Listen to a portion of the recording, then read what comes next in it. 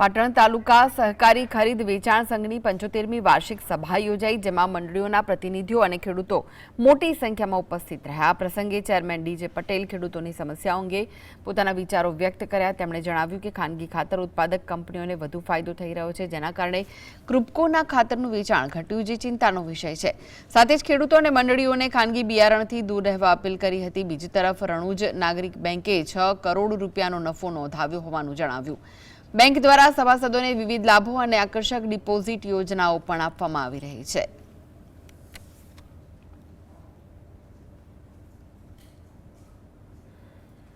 રણુજ નાગરિક બેંકને એનપીએ જ્યારે 144 કરોડના ધિરાણમાં ઓનલી 11 લાખ રૂપિયા જ્યારે એનપીએ હોય, એના કારણે છેલ્લા 2 વર્ષની અંદર ગુજરાત ફેડરેશન અમદાવાદે 2 વખત રણુજ નાગરિક બેંકને ગુજરાતમાં ઓછામાં ઓછું એનપીએ એવી બેંકને અમને 2 વખત